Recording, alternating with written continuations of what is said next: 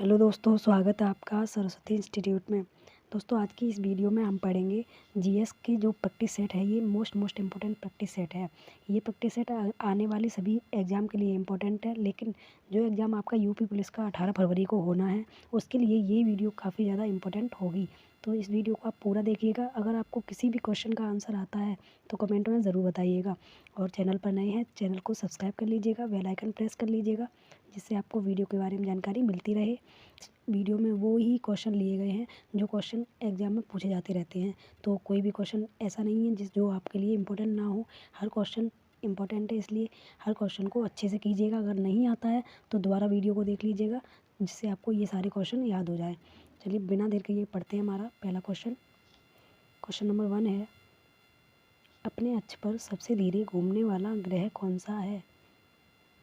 तो अपने अक्ष पर सबसे धीरे घूमने वाला जो ग्रह है वो कौन सा है? इसका करेक्ट आंसर हो जाएगा शुक्र ग्रह है। ये अपने अक्ष पर सबसे ज़्यादा सबसे धीरे घूमने वाला ग्रह है। नेक्स्ट क्वेश्चन है, क्वेश्चन नंबर 2, कथक किस राज्य का लोक नृत्य है? काफ़ी ज़्यादा इंपॉर्टेंट क्वेश्चन है, हर बार पूछा जाता रहता है कि कथक किस राज्य का लोक नृत्य है। तो इसका करेक्ट आंसर हो जाएगा कथक उत्तर प्रदेश का लोक नृत्य है। और ये लोक नृत्य इसलिए प्रसिद्ध है क्योंकि जो बिरजू महाराज थे, बिरजू महाराज लखनऊ घराने से संबंधित थे, और उन्हीं की वजह से जो कथक लोक नृत्य है वो काफ़ी ज़्यादा फेमस रहा है। याद रखिएगा, कथक उत्तर प्रदेश का लोक नृत्य है। और अन्य लोक नृत्य जो पूछे जाते हैं उनके बारे में भी हम लोग देख लेते हैं क्या क्या हैं। अन्य राज्यों के लोक नृत्य जो हैं इसमें लिखे हैं, आप इसको स्क्रीनशॉट ले लीजिएगा या फिर याद कर लीजिएगा, क्योंकि ये वही लोक नृत्य लिखे हैं जो इम्पोर्टेंट हैं। तो ये वही इम्पोर्टेंट लोक नृत्य हैं जो आपसे पूछे जाते रहते हैं, कहीं ना कहीं पूछे गए हैं। तो आप इनको सबको अच्छे से देख लीजिएगा, और हो सके तो स्क्रीनशॉट ले लीजिएगा और याद कर लीजिएगा। चलिए देख लेते हैं हमारा अगला क्वेश्चन क्या है। ये आपको सारे स्क्रीनशॉट ले लेने हैं। स्क्रीनशॉट ले लिया होगा आपने। क्वेश्चन नंबर 3 की तरफ बढ़ते हैं। क्वेश्चन नंबर 3 है, भारत में सर्वाधिक जैव विविधता वाला क्षेत्र कौन सा है? तो ये भी कई बार पूछा गया है। भारत में सर्वाधिक जैव विविधता वाला क्षेत्र है वो है पश्चिमी घाट, यानी कि पश्चिमी घाट पर सर्वाधिक जैव विविधता पाई जाती है। और पश्चिमी घाट पे सबसे ज़्यादा शांत घाटी है, केरल में पड़ती है। तो केरल में शांत घाटी जो स्थान है वहाँ पे सबसे ज़्यादा पश्चिमी घाट में जैव विविधता पाई जाती है। नेक्स्ट क्वेश्चन, क्वेश्चन नंबर 4 है, मिसाइल वुमेन ऑफ इंडिया किसे कहा जाता है? इस पर भी आप इम्पोर्टेंट लगा लीजिएगा। मिसाइल वुमेन ऑफ इंडिया किसे कहा जाता है? तो इसका करेक्ट आंसर हो जाएगा टेसी थॉमस को मिसाइल वुमेन ऑफ इंडिया कहा जाता है। नेक्स्ट क्वेश्चन, चीनी यात्री फायान किसके शासनकाल में भारत आया? ये भी कई बार पूछा गया क्वेश्चन है। तो चीनी यात्री जो फायान था ये किसके शासनकाल में आया था? तो इसका करेक्ट आंसर हो जाएगा चंद्रगुप्त द्वितीय, यानी कि विक्रमादित्य इनको कहा जाता था। और इन्हीं के शासनकाल में चीनी यात्री फायान था, ये भारत आया था। और एक क्वेश्चन और पूछा जाता है कि हर्षवर्धन के शासनकाल में कौन आया था? तो इसका आंसर आपको कमेंट में देना है कि हर्षवर्धन के शासनकाल में भारत कौन आया था। तो हमारे इस क्वेश्चन नंबर 5 का आंसर हो जाएगा सेकंड ऑप्शन। क्वेश्चन नंबर 6 है, गायत्री मंत्र किस वेद से लिया गया है? ये भी इम्पोर्टेंट हो जाएगा। गायत्री मंत्र किस वेद से लिया गया है? तो इसका करेक्ट आंसर हो जाएगा गायत्री मंत्र को ऋग्वेद से लिया गया है। सबसे पुराना वेद कौन सा है? तो ये भी हमसे पूछा जाता है। तो सबसे पुराना ये वेद है वो है Rigveda. Next question, question number 7 है, प्रथम बौद्ध संगीति किसके शासनकाल में हुई थी? तो इस पर आप डबल इम्पोर्टेंट लगा लीजिए, क्योंकि कई बार पूछा गया क्वेश्चन है कि प्रथम बौद्ध संगीति किसके शासनकाल में हुई। तो इसका करेक्ट आंसर हो जाएगा प्रथम बौद्ध संगीति जो थी ये अजातशत्रु के शासनकाल में हुई थी। और जो द्वितीय बौद्ध संगीति थी और तृतीय बौद्ध संगीति थी, ये भी बौद्ध संगीतियाँ कब कब हुई, तो ये आपको बताना है। अगर आपको इनका आंसर पता है तो कमेंट में ज़रूर बताइएगा। नेक्स्ट क्वेश्चन, हर्यक वंश का संस्थापक कौन था? काफ़ी ज़्यादा इंपॉर्टेंट क्वेश्चन है। हर्यक वंश का संस्थापक कौन था? तो इसका करेक्ट आंसर हो जाएगा हर्यक वंश का संस्थापक बिंबिसार था। याद रखिएगा, बिंबिसार होता है ना कि बिंदुसार। जो बिंदुसार थे ये मौर्य साम्राज्य से शासन करते थे, जबकि बिंबिसार थे ये आर्यक वंश के संस्थापक थे। तो याद रखिएगा हमारा जो करेक्ट आंसर हो जाएगा वो हो जाएगा सेकंड नंबर, यानी कि बिंबिसार आर्य वंश का संस्थापक था। नेक्स्ट क्वेश्चन, क्वेश्चन नंबर 9 है, सिकंदर के आक्रमण के समय मगध का शासक कौन था? तो जिस समय सिकंदर ने आक्रमण किया था मगध पर, उस समय मगध का शासक कौन था? इसका करेक्ट आंसर हो जाएगा, जिस समय मगध पर आक्रमण हुआ उस समय सिकंदर ने आक्रमण किया, उस समय मगध का शासक था वो था गणानंद। तो याद रखिएगा गणानंद उस समय मगध का शासक था।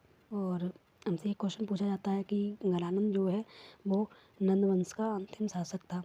तो याद रखिए नंद वंश का अंतिम शासक कौन था? तो ये भी गणानंद ही था। नेक्स्ट क्वेश्चन, गांधी जी को सर्वप्रथम राष्ट्रपिता किसने कहा था? तो ये भी कई बार पूछा गया क्वेश्चन है, गांधी जी को सर्वप्रथम राष्ट्रपिता किसने कहा था? तो इसका करेक्ट आंसर हो जाएगा, गांधी जी को सर्वप्रथम राष्ट्रपिता सुभाष चंद्र बोस जी ने कहा था। तो सुभाष चंद्र बोस जी ने सर्वप्रथम राष्ट्रपिता किसको कहा था? तो गांधी जी को कहा था। नेक्स्ट क्वेश्चन, आर्य समाज की स्थापना किसने की थी? बहुत बार पूछा गया क्वेश्चन है, इसको आप वेरी वेरी इंपॉर्टेंट लगा लीजिएगा। आर्य समाज की स्थापना किसने की थी? तो इसका करेक्ट आंसर हो जाएगा, आर्य समाज की स्थापना की थी ये दयानंद सरस्वती ने की थी। जबकि जो स्वामी विवेकानंद ने इन्होंने किसकी स्थापना की थी? तो स्वामी विवेकानंद ने की थी रामकृष्ण परमहंस की। और राजा राम मोहन राय इन्होंने की थी ब्रह्म समाज की। और रविन्द्रनाथ टैगोर इन्होंने हमारे राष्ट्रगान की जो रचनाकार हैं वो हैं कि जनगण मन के रचनाकार कौन है? तो रविन्द्रनाथ टैगोर हैं। तो याद रखिएगा राजा राम मोहन राय ने ब्रह्म समाज, स्वामी विवेकानंद ने परमहंस और स्वामी दयानंद सरस्वती ने आर्य समाज की स्थापना की थी। तो इसका हमारा करेक्ट आंसर हो जाएगा option number second. Next question है, भारत में हिमालय की सबसे ऊंची चोटी कौन सी है? तो ये भी कई बार पूछा गया क्वेश्चन है, भारत में हिमालय की सबसे ऊंची चोटी कौन सी है? इसका करेक्ट आंसर हो जाएगा, भारत में हिमालय की सबसे ऊंची चोटी कंचनजंगा है। ये चोटी सिक्किम में स्थित है और ये विश्व की तीसरी सबसे ऊंची चोटी भी है। जबकि भारत में हिमालय की सबसे ऊंची चोटी कंचनजंगा और विश्व की सबसे तीसरी ऊंची चोटी है तो वो भी कंचनजंगा है। कंचनजंगा कहाँ पड़ता है? तो ये सिक्किम में पड़ता है। नेक्स्ट क्वेश्चन है, वर्तमान में मूल अधिकारों की संख्या कितनी है? तो इसका करेक्ट आंसर हो जाएगा हमारा, वर्तमान में मूल अधिकारों की संख्या 6 है। नेक्स्ट क्वेश्चन, मौलिक कर्तव्यों को किस संशोधन द्वारा जोड़ा गया है? मौलिक कर्तव्यों को किस संशोधन द्वारा जोड़ा गया है? तो इसका करेक्ट आंसर हो जाएगा, मौलिक कर्तव्यों को 42वें संविधान संशोधन 1976 में हुआ था, इसके द्वारा जोड़ा गया था। और जो 86वां संविधान संशोधन है ये 2002 में हुआ था। इसमें क्या है, निःशुल्क एवं अनिवार्य शिक्षा जो है उसका प्रावधान है 86वें संविधान संशोधन में। और 42वें संविधान संशोधन में क्या किया गया था? तो मौलिक कर्तव्यों को संविधान संशोधन द्वारा जोड़ा गया था। याद रखिएगा, बहुत ज़्यादा इम्पोर्टेंट है। नेक्स्ट क्वेश्चन है, 1969 ईस्वी में कितने बैंकों का राष्ट्रीयकरण किया गया था? ये भी बहुत बार पूछा गया क्वेश्चन है, 1969 ईस्वी में कितने बैंकों का राष्ट्रीयकरण किया गया था? तो इसका करेक्ट आंसर हमारा हो जाएगा, 1969 ईस्वी में कुल 14 बैंकों का राष्ट्रीयकरण किया गया था। बढ़ते नेक्स्ट क्वेश्चन की तरफ। नेक्स्ट क्वेश्चन है, भारत की सबसे पुरानी पर्वत श्रृंखला कौन सी है? तो इसका करेक्ट आंसर हमारा हो जाएगा, भारत की सबसे पुरानी पर्वत श्रृंखला है ये अरावली पर्वत श्रेणी है।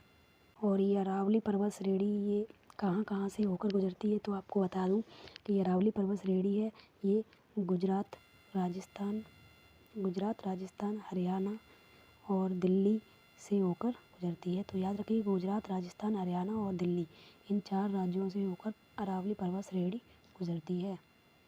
नेक्स्ट क्वेश्चन है, भारत व पाकिस्तान के बीच कौन सी रेखा स्थित है? ये भी बहुत इंपॉर्टेंट क्वेश्चन है, भारत व पाकिस्तान के बीच कौन सी रेखा स्थित है? तो इसका करेक्ट आंसर हमारा हो जाएगा, भारत व पाकिस्तान के बीच रेड क्लिफ रेखा स्थित है। रेड क्लिफ का मतलब आप कैसे याद रखेंगे, भारत और पाकिस्तान के बीच में हमेशा जंग छिड़ी रहती है तो रेड मतलब खतरा होता है। तो याद रखिएगा, रेड मतलब खतरा और रेड क्लिफ रेखा भारत व पाकिस्तान के बीच में स्थित है। और मैकमोहन रेखा ये किसके बीच में स्थित है? तो मैकमोहन रेखा है ये भारत व चीन के बीच में स्थित है। और डोरन रेखा तो ये अफ़गानिस्तान और पाकिस्तान के बीच में स्थित रेखा है। तो याद रखना है कि मैकमोहन किसके बीच में है, डोरन किसके बीच में है और रेडक्लिफ किसके बीच में है। तो नेक्स्ट क्वेश्चन की तरफ बढ़ते हैं। क्वेश्चन नंबर 18 है, कंचनजंगा निम्नलिखित में से किस राज्य में स्थित है? तो मैंने भी आपको बताया था कंचनजंगा जो है ये सिक्किम राज्य में स्थित है। नेक्स्ट क्वेश्चन, मूंगे की चट्टानों से बने द्वीप किस नदी द्वीप में स्थित हैं? ये भी काफ़ी ज़्यादा इंपॉर्टेंट है। मूंगे की चट्टानों से बने द्वीप हैं ये किस नदी द्वीप में स्थित हैं? तो इसको वेरी वेरी इंपॉर्टेंट लगा लीजिएगा। तो इसका हमारा करेक्ट आंसर हो जाएगा, मूंगे की चट्टानों से बने द्वीप हैं ये लक्षद्वीप समूह में स्थित हैं। नेक्स्ट क्वेश्चन, निम्नलिखित में से कौन सा राज्य पाकिस्तान सीमा से नहीं लगता है? काफ़ी ज़्यादा इंपॉर्टेंट क्वेश्चन हो जाएगा क्योंकि कई बार पूछे जाते हैं कि पाकिस्तान की सीमा से लगने वाले राज्य कौन कौन से हैं और पाकिस्तान की सीमा से कौन सा राज्य नहीं लगता है। तो निम्नलिखित में से कौन सा राज्य है जो पाकिस्तान से नहीं लगता है, ये हमसे पूछा गया है। तो इसका करेक्ट आंसर हमारा हो जाएगा, पाकिस्तान की सीमा से ना लगने वाला राज्य है वो हो जाएगा जो हरियाणा है। ये पाकिस्तान से सीमा साझा नहीं करता है, जबकि गुजरात, राजस्थान और पंजाब ये तीनों ही राज्य ऐसे हैं जो पाकिस्तान से सीमा साझा करते हैं। नेक्स्ट क्वेश्चन, हिमालय पर्वत का सबसे नवीन भाग कौन सा है? तो हिमालय पर्वत का सबसे नवीन भाग कौन सा है? इसका करेक्ट आंसर हो जाएगा, हिमालय पर्वत का सबसे नवीन भाग है ये शिवालिक हिमालय है। नेक्स्ट क्वेश्चन, काफ़ी ज़्यादा इंपॉर्टेंट क्वेश्चन हो जाएगा ये कि 10 डिग्री चैनल जो है ये किस किस को पृथक करता है। बहुत ज़्यादा इंपॉर्टेंट है, आप इस पर वेरी वेरी इंपॉर्टेंट लगा लीजिए क्योंकि 10 डिग्री चैनल ये किस किस को पृथक करता है ये पूछा जाता रहता है। तो इसका हमारा करेक्ट आंसर हो जाएगा, 10 डिग्री चैनल है ये लिटिल अंडमान व निकोबार द्वीप समूह को अलग अलग करता है। नेक्स्ट क्वेश्चन है, भारत में गंगा किस स्थान से प्रवेश करती है? तो भारत में गंगा किस स्थान से प्रवेश करती है? इसका करेक्ट आंसर हो जाएगा जो हरिद्वार है यहाँ से गंगा प्रवेश करती है। और उत्तर प्रदेश में सबसे पहले गंगा किस स्थान पर प्रवेश करती है? तो उत्तर प्रदेश में सबसे पहले प्रवेश करती है ये बिजनौर ज़िले में प्रवेश करती है। और बिजनौर जो है ये उत्तर प्रदेश का ऐसा पहला शहर है जहाँ से गंगा प्रवेश करती है और वहाँ से बहते हुए ये गंगा आगे की तरफ चली जाती है। और हमसे एक क्वेश्चन और पूछा जाता है कि गंगा की जो कुल लंबाई है वो कितनी है? तो गंगा की कुल लंबाई आप याद रखिएगा 2525 किलोमीटर की लंबाई है, ये गंगा की कुल लंबाई है। नेक्स्ट क्वेश्चन है, मणिपुर की राजधानी कौन सी है? ऐसे क्वेश्चन भी पूछ लिए जाते हैं कि मणिपुर की राजधानी कौन सी है। तो इसका करेक्ट आंसर हमारा हो जाएगा, मणिपुर की राजधानी है इम्फाल। नेक्स्ट क्वेश्चन, वर्तमान में क्षेत्रफल की दृष्टि से भारत का सबसे बड़ा राज्य कौन सा है? तो क्षेत्रफल की दृष्टि से पूछा जा रहा है कि भारत का कौन सा सबसे बड़ा राज्य है। तो इसका करेक्ट आंसर हमारा हो जाएगा, क्षेत्रफल की दृष्टि से भारत का सबसे बड़ा राज्य है ये राजस्थान है। और दूसरे नंबर पर जो आता है वो होता है महाराष्ट्र और तीसरे नंबर पर मध्य प्रदेश, जबकि चौथे स्थान पर हमारा उत्तर प्रदेश आता है। तो याद रखिएगा उत्तर प्रदेश का चौथा स्थान है और फर्स्ट नंबर पर राजस्थान आता है। तो क्षेत्रफल की दृष्टि से सबसे बड़ा राज्य है राजस्थान और जो उत्तर प्रदेश है इसका चौथा स्थान है। नेक्स्ट क्वेश्चन है, अरब सागर की रानी किस नगर को कहा जाता है? तो ये भी पूछा गया है कि अरब सागर की रानी किस नगर को कहा जाता है। तो इसका करेक्ट आंसर हमारा हो जाएगा, कोचीन शहर है इसको अरब सागर की रानी कहा जाता है। तो कोचीन ये कहाँ पर पड़ता है? तो आपको याद रखना है कोचीन ये केरल में पड़ता है। तो याद रखिएगा केरल की कोचीन शहर को अरब सागर की रानी कहा जाता है। नेक्स्ट क्वेश्चन, निम्नलिखित राज्यों में से किस में जोजिला दर्रा स्थित है? तो हमसे पूछा गया है जोजिला दर्रा है ये किस राज्य में स्थित है? इसका करेक्ट आंसर हमारा हो जाएगा, जोजिला दर्रा ये जम्मू कश्मीर में स्थित है। और जम्मू कश्मीर के अलावा अन्य जो दर्रे हैं जैसे अरुणाचल प्रदेश है यहाँ पर कौन सा दर्रा स्थित है? तो ये भी आपको याद रखिएगा कि अरुणाचल प्रदेश में मोस्ट इम्पोर्टेंट पूछा जाता है तो बोमडीला दर्रा और यांग्याप दर्रा ये अरुणाचल प्रदेश में स्थित है। और हिमाचल प्रदेश में तो सिप्पीला दर्रा और बारलाचा का दर्रा है ये हिमाचल प्रदेश में स्थित है। और सिक्किम में एक दर्रा स्थित है नाथुला दर्रा, ये काफ़ी ज़्यादा पूछे जाते हैं। तो सिक्किम में नाथुला दर्रा, हिमाचल प्रदेश में सिपकीला और बारालाचा का दर्रा, और अरुणाचल प्रदेश में दिफू और बोमडीला यांगयाप, ये 3 दर्रे प्रसिद्ध हैं। और जम्मू कश्मीर में हमारा पूछा गया है तो जोजिला दर्रा, ये जम्मू कश्मीर में स्थित है। इसका करेक्ट आंसर हमारा हो जाएगा सेकंड नंबर ऑप्शन। ये क्वेश्चन भी काफ़ी ज़्यादा इंपॉर्टेंट हो जाएगा। भारतीय मानक समय कितना है, तो कई बार पूछा गया है, इस पर वेरी वेरी इंपॉर्टेंट लगा लीजिएगा। भारतीय मानक समय है ये कितना है, तो ये हमारी जो भारतीय मानक समय है ये ग्रीनविच रेखा का जो समय होता है यानी कि GMT से कुल 5.5 घंटे आगे होता है। याद रखिएगा, GMT से 5.5 घंटे आगे भारतीय मानक समय रहता है। नेक्स्ट क्वेश्चन है, अधिकांश मौसम परिघटनाएं कहाँ होती हैं, तो ये तो आपको याद होना ही चाहिए कि अधिकांश मौसम परिघटनाएं जो होती हैं वो किस क्षेत्र में होती हैं। तो इसका करेक्ट आंसर हमारा हो जाएगा, मौसम परिघटनाएं जो होती हैं वो क्षोभमंडल में होती हैं। देख लेते हैं हमारी जो वायुमंडल की परतें हैं वो कौन कौन सी हैं, इसको जूम करके आपको दिखा देती हूँ। तो ये देखिए, ट्रोपोस्फियर, स्ट्रेटोस्फियर, मीसोस्फियर एंड थर्मोस्फियर, तो ये जो वायुमंडल में पाई जाने वाली परतें हैं उनके नाम हैं। इसको आप ध्यान से देख लीजिएगा, स्क्रीनशॉट लेना चाहें तो स्क्रीनशॉट ले सकते हैं। बढ़ते हैं हमारे नेक्स्ट क्वेश्चन की तरफ। हमारा लास्ट क्वेश्चन है, वायुमंडल का सबसे निचला भाग क्या कहलाता है। करेक्ट आंसर हमारा हो जाएगा, वायुमंडल का सबसे निचला भाग कहलाता है ट्रोपोस्फियर, यानी कि क्षोभमंडल जो है ये वायुमंडल का सबसे निचला भाग कहलाता है। याद रखिएगा, काफ़ी ज़्यादा इम्पोर्टेंट है।